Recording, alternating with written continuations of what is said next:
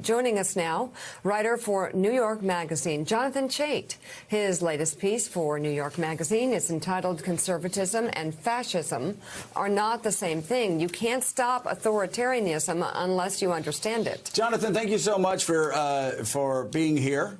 This piece struck a chord with me in particular because since the rise of Trump, I've been hearing some of my center-left friends saying, well, the Republican Party has always been like this. The Republican Party's always been fascist. You go back and you can see commentators on the left basically calling every Republican nominee since Nixon in 1960 a fascist. And yet we look at an issue. We even talked about voting rights. In 2005, every Republican supported the extension of the Voting Rights Act. Now we can't find one. So obviously a big change. That's right. I think the way to understand this is that it's a long and slow evolution in the party where a right-wing faction that has always been uncomfortable with democracy has gained more and more power within the party. And the party is really coming toward a decision point as to what its identity is going to be going forward. Is it going to be a party that works within the democratic system and accepts losing elections, or does it just change into a party that is just fundamentally unwilling to work within that system?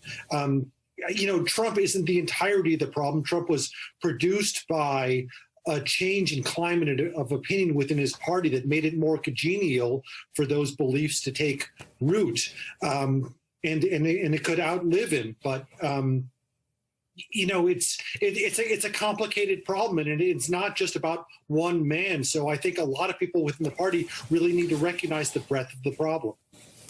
Well, and it's not just about one man. The thing is, Jonathan, when I was running in 93 and 94, it was post-Waco, post-Ruby Ridge. You had a lot of militias. You had a lot of people that called themselves property rights activists who would, of course, I'm all for property rights. I'm a small government conservative. But they would use property rights as sort of a veiled language to talk about violence against the federal government. They would talk about the militias in the same way. I debated against a guy in 1994 who, when somebody talked about expanded background checks, said, you'll have to rip my gun from my cold, dead hands. The difference between 1994 and 2022 is when those statements were said, everybody was kind of like backed away and said, oh, OK, well, let's just push them to the side and keep walking forward. Now, so many of those voices are getting to the center, and you're hearing people saying, hey, when can we get our guns? When can we start killing people? Yeah, I think that's a really interesting historical precursor. You're right. There's a lot of events that you can look at and trace at what led to this moment. That's a really important one that people don't pay enough attention to. And I think the broader lesson you have to say is how parties operate with their potential allies is a really important choice they have to make. When you have, someone within your coalition who's making these kind of radical and dangerous statements, your choice is, do I work with that person? Do I overlook our differences and say, hey, they're on our side? Or do I say, no, your ideas are unacceptable. I'm not willing to let you be part of that coalition. And the choice most of the actors within in the Republican Party have made over the time is to say, I'm going to work with these radicals because they're ultimately on our side. And when you make that choice over and over again, this is the position you find yourself in. Well, of course, Jonathan, we've read over the past few decades, there was a time when William F. Buckley and Ronald Reagan both had to make that decision on the John Birch Society. Do we continue to accept them into our party, into our movement with all the energy they bring? Or do we separate ourselves and move forward without them? And of course, Buckley and Reagan both said, you can be a member of our movement, but you're a member of our movement on our terms. For the most part, yeah. I mean, I think you can. I've made an argument on both sides on both those men. You could say they both empowered radicals in some ways, and they did set limits in some form and fashion, but they also empowered a lot of radicals and allowed them entry into the door in ways that maybe they didn't realize would allow them to eventually gain the upper hand. So I think, you can look at the history of the conservative movement as in both terms, but I think it's set in motion a lot of long, slow processes that have really overtaken the party and changed its character. Hey, Jonathan, it's Jonathan Lemire. Good morning. Great to see you. As you outline here, there are a few voices that stand up to President Trump and what he's espousing. You know, we saw last week a vivid display of that with Liz Cheney and her father, Dick Cheney, being the only Republicans on the floor in the Capitol during that moment of silence for the January 6th.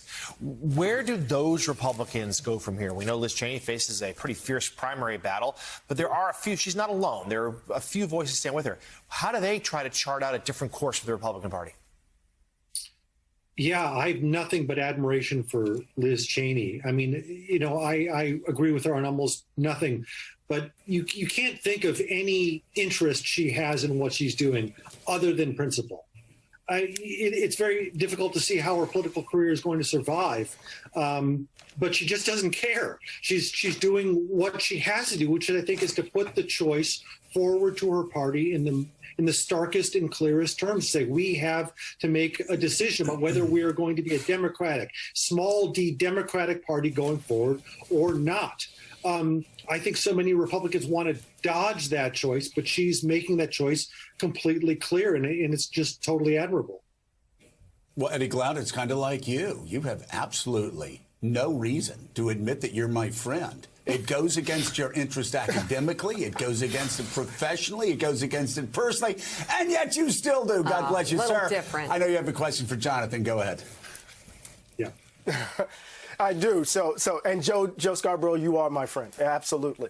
Let me ask you this question, Jonathan. It's because I read your article and I found it fascinating for a couple of reasons. I'm going to ask two quick questions. One, what would it mean to be conservative around race issues in the context of the mid-20th century effort to desegregate American society? That's the first question. And then the second question is that obviously we have to make a distinction between conservatism and fascism, but you've already conceded the claim that conservatism, American conservatism, laid the foundation for the kind of fascistic turn that we're seeing in the Republican Party at this moment. Right.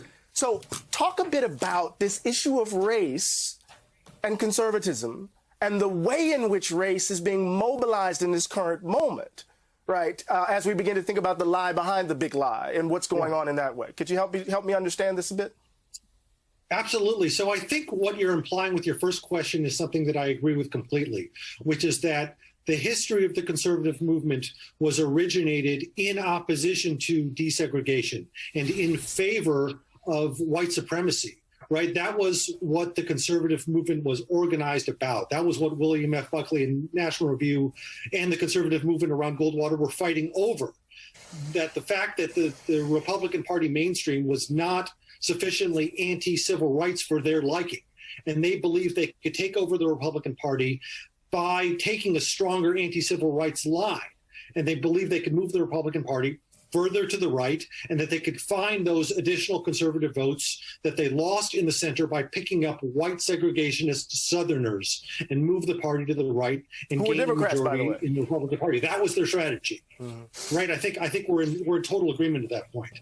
And I think that's one of the major things that a lot of conservatives are in denial over when they have a somewhat romantic view of the history of conservatism. That was one of the incredibly ugly things that the conservative movement brought into the Republican Party, and they haven't come to terms with. I think, is that the point you're making? Because I think we're in agreement on that point. Yeah. Yes. So in a way, I think what you get at is a much deeper and broader question of how does the Republican Party incorporate its history when there is this anti-democratic strain that's so deep within it, right? Because one of the choices they have to make is the United States hasn't really been a democracy except since about 1965, because such a large percentage of the population was excluded from voting. And it's only been since 1965 that we've been something like a real democracy. So how do you accommodate yourself to democracy? And in a lot of ways, the conservative movement has been uncomfortable with democracy all along, because it was the democratization that drove them so much into opposition to the two-party system. Jonathan, finally, though, you're obviously completely right. I also want to say, though, that as we move forward through that time, you have examples like, for instance, and you were talking about Liz Cheney, George W. Bush, a guy who could have done what Donald Trump did after Paris, after 9/11. Instead, he went to a mosque. He aggressively defended Muslim Americans and spoke out against bigotry there. Even Ronald Reagan, who, yes, did some things that on race that obviously are terrible, said some things on race are terrible. At the same time, when Ronald Reagan's farewell address to the country and his letter right before he left office, what did he say? He said, if we aren't a nation of immigrants, then we lose our vitality. If we don't continue to keep open the door of immigration, and of course Reagan castigated by conservatives for what they called amnesty, Reagan said then America would cease to be what it is. You could talk about Bush saving 13, 14 million lives with PEPFAR, AIDS in Africa. Obviously, it's not a straight line from 1965 to 2022. No, I agree with you on that, and I think as awful as I think George W. Bush was as a president in so many ways, he really was trying to move his party to the center on race and move its party forward on race and craft a new and more inclusive identity. You know, his Republican chairman Ken Mehlman admitted that the Southern strategy was a great moral mistake.